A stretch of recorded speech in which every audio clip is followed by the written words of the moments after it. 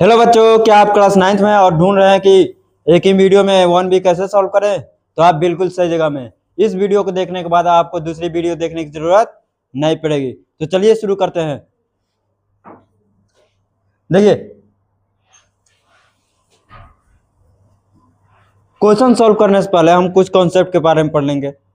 जैसे हम लोग पिछली क्लास में पढ़े थे अपरिमेय संख्या।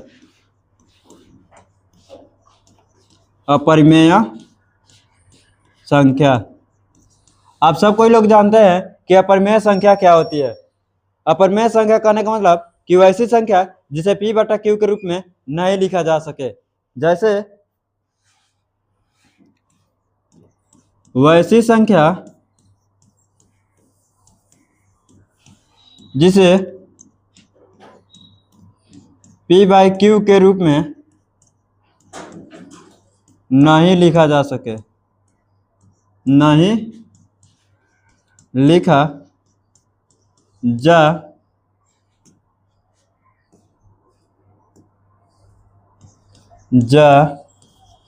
सके। ठीक है, क्या होता है कि वैसी संख्या जिसे P बाई Q के रूप में नहीं लिखा जा सके, वैसी संख्या को हम लोग अपरिमेय संख्या कहते हैं। जैसे एग्जाम्पल के रूप में हम लोग कह सकते हैं, एग्जाम्पल के रूप में हम लोग कह सकते हैं √2, √3, √5, √7, √6। ठीक है, देखिए अपरिमेय संख्या को पहचानेंगे कैसे? तो उसको पहचानने का सिंपल तरीका है कि जिसका वर्गमूल नहीं निकलता है उसे अपरिमेय संख्या कहते हैं। जैसे मान लीजिए कि एक संख्या है √7, √7 का वर्गमूल नहीं निकलेगा, वर्गमूल नहीं निकलता है, जबकि √9 का वर्गमूल 3 हो जाता है। तो जिस संख्या का वर्गमूल ना निकले वो संख्या क्या कहलाएंगी? अपरिमेय। और जिनका वर्गमूल निकल जाता है वो कहलाएंगे परिमेय संख्या। ठीक है, तो चलिए डायरेक्ट क्वेश्चन सॉल्व करते हैं। देखिए, प्रश्नमाला 1B का क्वेश्चन नंबर 1 कह रहा है कि निम्नलिखित में कौन सी अपरिमेय है? क्या है? कौन सी अपरिमेय है? हम बताएं कि जिस संख्या का वर्गमूल नहीं निकलता है वही संख्या क्या कहलाती है? अपरिमेय संख्या कहलाती है। तो देखिए ऑप्शन देखते हैं। इसका अगर करेंगे √36 बटा 34 का, तो इसका मान निकलेगा 6/8, जबकि √3 की वैल्यू होती है 1.732। इसका कीजिएगा तो निकलेगा -9/49 का होता है 7। और इसका कीजिएगा डी का, तो इसका होगा 3/9। तो आप लोग ध्यान से दीजिएगा, तो ये बी जो ऑप्शन है इसका वर्गमूल पूरी तरह नहीं निकल पा रहा है। यह क्या है? अपरिमेय संख्या है।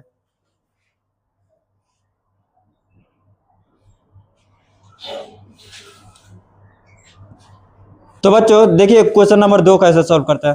देखिए कह रहा है कि नीचे कई समीकरण और कई समुच्चय है, प्रत्येक समीकरण का ठीक एक समुच्चय के साथ जोड़ा लगाए ताकि समीकरण का हल समुच्चय में पाया जा सके। समुच्चय कहने का मतलब है समुच्चय, इसका इंग्लिश होता है सेट। सेट कहने का मतलब है कि ऐसी संख्या है जिसको हम लोग लिख दे तो वो क्या है? एक सेट बन जाए। जैसे हम लोग एक बुके खरीदते हैं तो उसमें कई तरह के फूल डालते हैं, जिससे वो क्या होता है? सुंदर बनता है, एक सेट बनता है। वैसे ही इसमें भी होता है, समीकरण में भी होता है। तो देखिए कह रहा है कि 3x - 9 बराबर 2, x² - 1 बराबर 1 और √x 2x बराबर √8 और x + 95 = 59। इधर ऑप्शन में है प्राकृत संख्याओं का समुच्चय, पूर्णांकों का समुच्चय, परिमेय संख्याओं का समुच्चय और अपरिमेय संख्याओं का समुच्चय। तो इसको मिलान कैसे करेंगे? तो देखेंगे 3x - 9 बराबर 2 है। इसको जब सॉल्व करेंगे तो 3x - 9 बराबर 2, तो 3x बराबर 2 + 9 और होगा 3x बराबर 11/3, 11 और x बराबर हो जाएगा 11/3।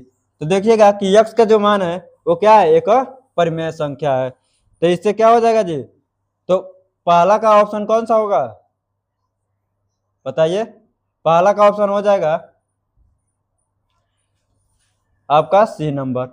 फिर कह रहा है कि 2 नंबर एक्स स्क्वायर माइनस 1 बराबर है 1 के। अगर इसको सॉल्व कीजिएगा तो आएगा एक्स स्क्वायर बराबर -1 को उधर भेजिएगा तो होगा 1 + 1। जब इसको सॉल्व कीजिएगा तो एक्स स्क्वायर बराबर 2 होगा, और यक्स को अगर मान निकालिएगा स्क्वायर इधर है उधर भेजिएगा तो हो जाएगा √2। और √2 क्या है, एक अपरिमेय संख्या है। कौन संख्या है जी, अपरिमेय संख्या। तो इसका ऑप्शन कौन सा हो जाएगा, डी हो जाएगा।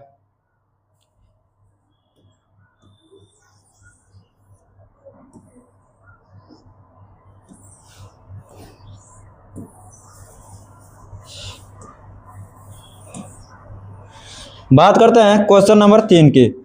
देखिए कह रहा है कि √2x बराबर है √8 के। तो जब इसका करेंगे तो √2x का वैल्यू होगा √8 है, तो x बराबर √8 बटा √2 होगा।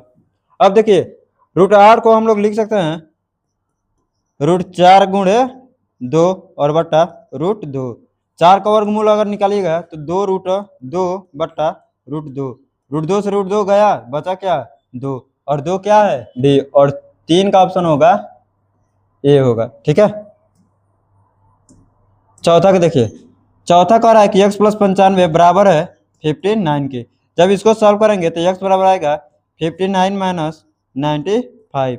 जब इसको सॉल्व करेंगे तो आएगा x बराबर जब घटाइएगा 95 से 59 तो आएगा आपका 15 में से 9 गया 6 और 8 में से 5 गया 3 आएगा, तो ये हो जाएगा -36। और -36 क्या है, एक पूर्णांक है। क्या है जी, पूर्णांक है, इसीलिए 4 का ऑप्शन हो जाएगा आपका बी नंबर। ठीक है, क्वेश्चन नंबर 3 देखिए, कह रहा है कि निम्नलिखित के केवल उत्तर लिखे। कह रहा है 2 अपरिमेय संख्याओं के बीच कितनी अपरिमेय संख्याएं होती है। तो देखिए 2 अपरिमेय संख्याओं के बीच में, जैसे √3 √2 और √3 की बात करें तो 2 अपरिमेय संख्याओं के बीच में हम लोग अनंत अपरिमेय संख्याएं लिख सकते हैं। अपरिमेय संख्या लिख सकते हैं, लिख सकते हैं। तो इसका आंसर हो जाएगा अनंत। ठीक है, बात करते हैं बी नंबर की। तो कह रहा है 2 वास्तविक संख्याओं के बीच कितनी वास्तविक संख्याएं होती है, वही हो जाएगा आंसर अनंत। बात करते हैं सी की। तो कह रहा है 2 वास्तविक संख्याओं के बीच कितनी अपरिमेय संख्याएं लिखी जा सकती है। तो 2 वास्तविक संख्या, जैसे मान लीजिए 2 और 3 है, तो 2 वास्तविक संख्याओं के बीच में कितनी अपरिमेय संख्या लिख सकते हैं। तो इसका आंसर हो जाएगा आपका अनंत। कितना होगा जी, अनंत, कहने का मतलब अनगिनत। ठीक है, कोई दिक्कत। अब देखिए डी नंबर कह रहा है परिमेय संख्याओं के समुच्चय और अपरिमेय संख्याओं के समुच्चय में कितनी संख्याएं उभयनिष्ठ है। तो आप ही बताइए, परिमेय संख्या 2 3 4 5, √2 √3 √6 और √7, क्या इसमें कोई संख्या उभयनिष्ठ है, नहीं है। इसका मतलब है कि डी का ऑप्शन हो जाएगा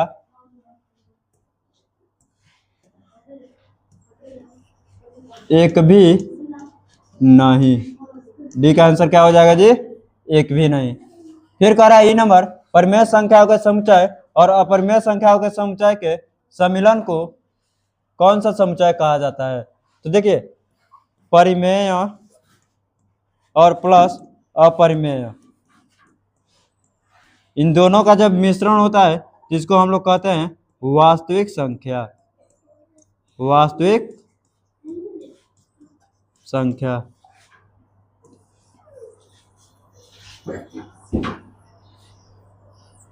तो बच्चों ये तक हो गया। अब क्वेश्चन नंबर ये अब देखते हैं, कह रहा है क्या प्रत्येक अपरिमेय संख्याओं के संगत संख्या रेखा पर एक बिंदु होती है? तो हम लोग कह सकते हैं कि हाँ होती है। अपरिमेय संख्याओं के संगत संख्या रेखा पर हम लोग बिंदुओं को दर्शा सकते हैं, तो इसका आंसर होगा हाँ। ठीक है, आंसर क्या हो जाएगा? हाँ। तो बच्चों देखिए, ये है आपका प्रश्नमाला 1B का लास्ट क्वेश्चन, जिसमें कह रहा है क्वेश्चन नंबर 4 कह रहा है कि संख्या रेखा पर निम्नलिखित संख्याओं को प्रदर्शित करें। पहला संख्या है आपका √3, दूसरा है √3/-2, और ये है आपका 1/√2, और ये है आपका 1√6। तो चलिए इसको देखते हैं कैसे दर्शाते हैं। और अगर आपको ये वीडियो पसंद आया होगा तो लाइक शेयर एंड सब्सक्राइब कीजिएगा। चलिए देखते हैं। सबसे पहले हम लोग देखेंगे कि √3 को संख्या रेखा पर कैसे दर्शाएंगे। तो इसके लिए सबसे पहले हम लोग को एक सीधी रेखा लेना होगा। सीधी रेखा लेंगे, उसके बाद हम लोग यहाँ पर मान लेते हैं कि ये O है और ये आपका A है, और इन, एक मिनट रुक जाइए, ये आपका A है। यहाँ से आपकी दूरी जो है वो 1 इकाई की है। कितना है जी? 1 इकाई की है। अब देखिए, इसी 1 इकाई के बराबर हम लोग यहाँ पर एक लंब डालेंगे। क्या डालेंगे? लंब डालेंगे। जब लंब को डालिएगा तो इसको मान लेते हैं कि ये हो गया आपका B, और इसकी भी लंबाई जो है 1 यूनिट होगी, 1 यूनिट। अब देखिए, जब इसको मिला देंगे, जब इन दोनों बिंदुओं को मिलाएंगे तो ये जो है आपका, अगर ध्यान से देखिएगा तो यहाँ पर 90 डिग्री का कोण बन रहा है, और ये आपका हो गया आधार, ये हो गया लंब। तो ये आपका क्या होगा जी? कर्ण का काम करेगा। जब ये कर्ण का काम करता है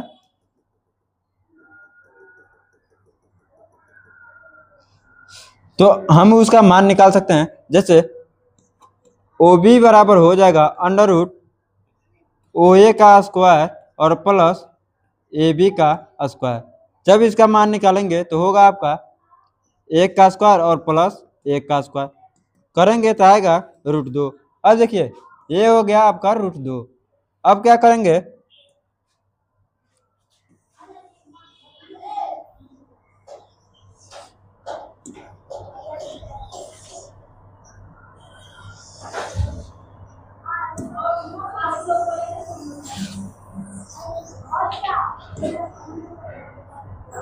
अब देखिए ये जो लाइन है इसका लंबवत और रेखा जो है बढ़ा देंगे। अब देखिए, सेम इसी रेखा से ऐसे एक रेखा खींचेंगे, और इसकी भी लंबाई कितना होगी जी? इसकी भी लंबाई आपका 1 यूनिट ही रखेंगे। कितना रखेंगे? 1 यूनिट।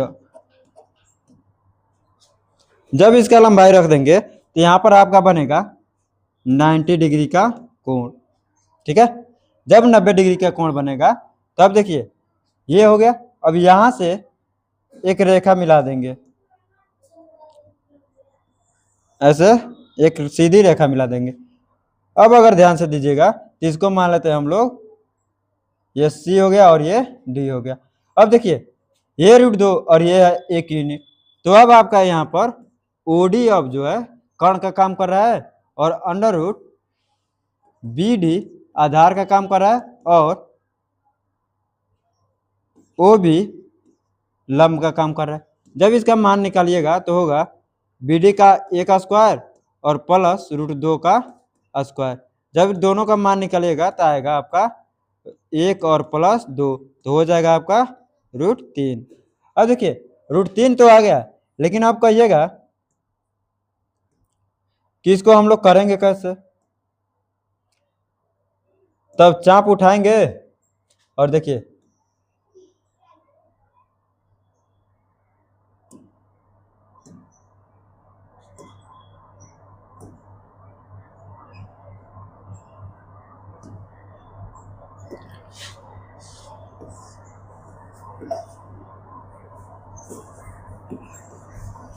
चाप को उठाइए, यहाँ पर रखिए और इसको दूरी को माप लीजिए। जब दूरी को माप लीजिएगा तब इसी दूरी को क्या कीजिए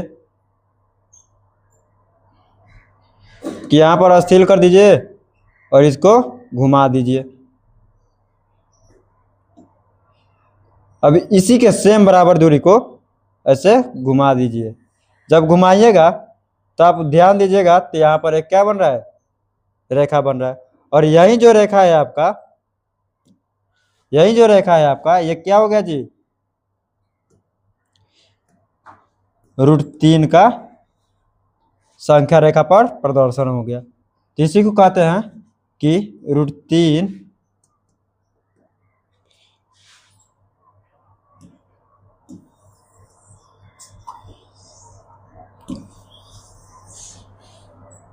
तो हम लोग कह सकते हैं कि ये जो फिगर है ये आपका √3 का क्या है, संख्या रेखा पर निरूपण है।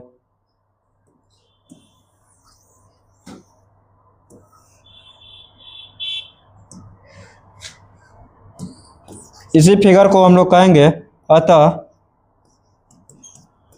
यह √3 का संख्या रेखा पर निरूपण है। संख्या रेखा पर निरूपण है। देखिए, किसी भी अपरिमेय संख्याओं को संख्या रेखा पर निरूपित करने के लिए हम लोग को सबसे पहले क्या करना है कि सबसे पहले एक बिंदु मान लेना O और O से A को क्या करना है, दूरी नाप लेना है। जैसे ये हो गया 1 इकाई। अब इस 1 इकाई के लंबवत सीधे 1 यूनिट ले लेंगे। ये अब जो भी रेखा होगा उसको O से मिला देंगे। जैसे यहाँ पर B आया और B को O से मिला दिए और हो गया, इसका मान निकल गया कितना, √2। किस नियम से, तो पाइथागोरस नियम से।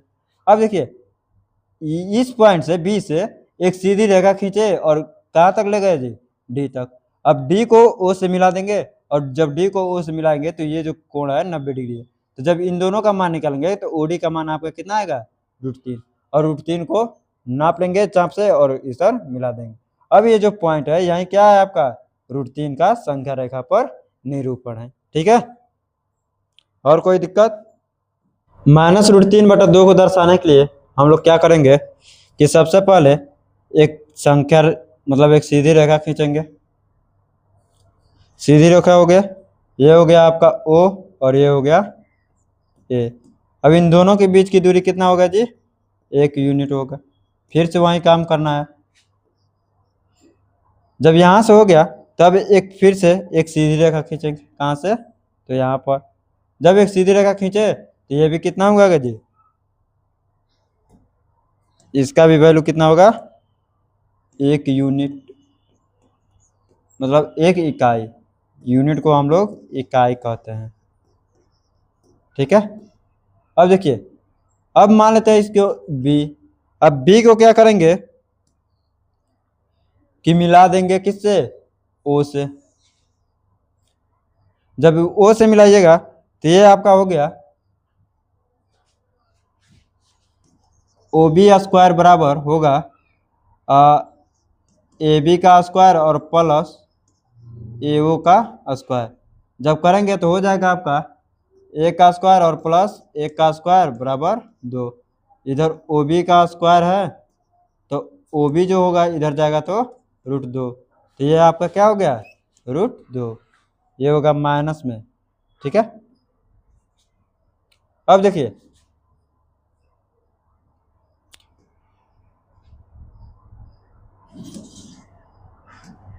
ये जो आपका प्लस में ही रहेगा लेकिन इधर की जो दूरी होगी ये माइनस में होगी।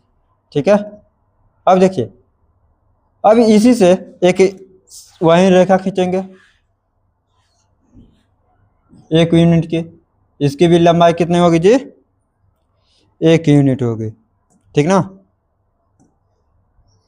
1 यूनिट। अब इसी रेखा को हम लोग क्या करेंगे कि मिला देंगे।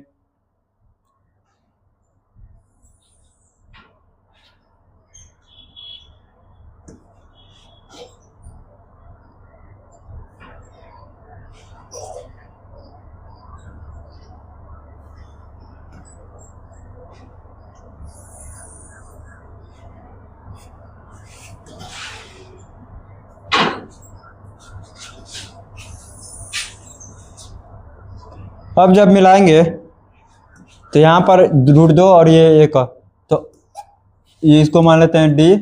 तो OD का वैल्यू जो होगा वो आएगा आपका OB का स्क्वायर और प्लस BD का स्क्वायर,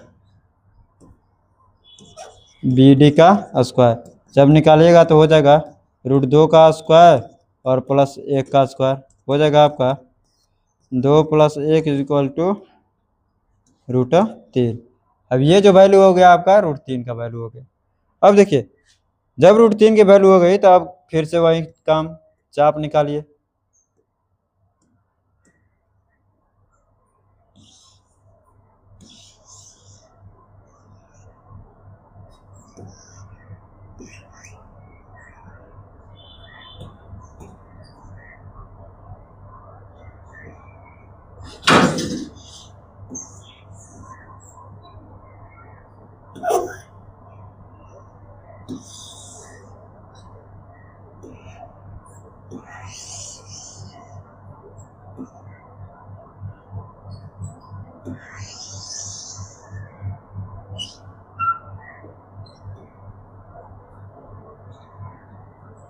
अब चाप निकल गया तो यहाँ से ऐसे खींच दीजिए। अब ये जो वैल्यू है आपका ये हो गया √3। अब √3 है तो माइनस में √3 होगा। अब देखिए √3 का कह रहा है कि ये वैल्यू किसको दर्शाना है जी, बी नंबर -√3/2 का। अब इसको स्केल से माप लीजिए। जब स्केल से मापिएगा तो ध्यान दीजिएगा तो ये आपका 0 इंच से कितना है जी,